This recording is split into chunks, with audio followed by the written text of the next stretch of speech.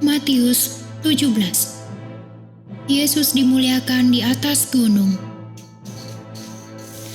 6 hari kemudian Yesus membawa Petrus, Yakobus dan Yohanes saudaranya, dan bersama-sama dengan mereka ia naik ke sebuah gunung yang tinggi. Di situ mereka sendiri saja. Lalu Yesus berubah rupa. Di depan mata mereka, wajahnya bercahaya seperti matahari dan pakaiannya menjadi putih bersinar seperti terang. Maka nampak kepada mereka Musa dan Elia sedang berbicara dengan dia. Kata Petrus kepada Yesus, "Tuhan, betapa bahagianya kami berada di tempat ini. Jika Engkau mau, biarlah kudirikan di sini 3 kemah, 1 untuk Engkau, 1 untuk Musa, dan 1 untuk Elia."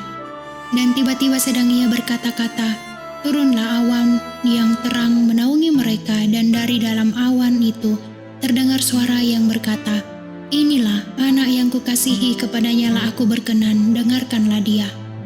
Mendengar itu tersungkurlah murid-muridnya dan mereka sangat ketakutan. Lalu Yesus datang kepada mereka dan menyentuh mereka sambil berkata, "Berdirilah, jangan takut."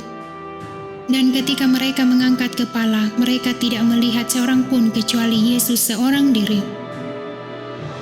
Pada waktu mereka turun dari gunung itu, Yesus berpesan kepada mereka, "Jangan kamu ceritakan penglihatan itu kepada seorang pun sebelum Anak Manusia dibangkitkan dari antara orang mati." Lalu murid-muridnya bertanya kepadanya, "Kalau demikian, mengapa ahli-ahli Taurat berkata bahwa Elia harus datang dahulu?" Jawab Yesus, "Memang Elia akan datang dan memulihkan segala sesuatu.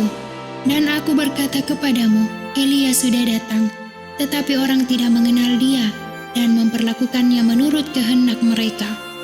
Demikian juga Anak Manusia akan menderita oleh mereka." Pada waktu itu mengertilah murid-murid Yesus bahwa ia berbicara tentang Yohanes Pembaptis. Yesus menyembuhkan seorang anak muda yang sakit ayan. Ketika Yesus dan murid-muridnya kembali kepada orang banyak itu, datanglah seorang mendapatkan Yesus dan menyembah. Katanya, "Tuhan, kasihanilah anakku. Ia sakit ayan dan sangat menderita. Ia sering jatuh ke dalam api dan juga sering ke dalam air. Aku sudah membawanya kepada murid-muridmu, tetapi mereka tidak dapat menyembuhkannya."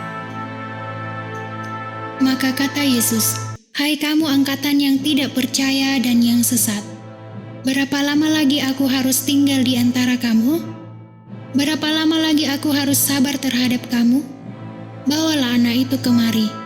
Dengan keras Yesus menegur dia, lalu keluarlah setan itu daripadanya dan anak itu pun sembuh seketika itu juga.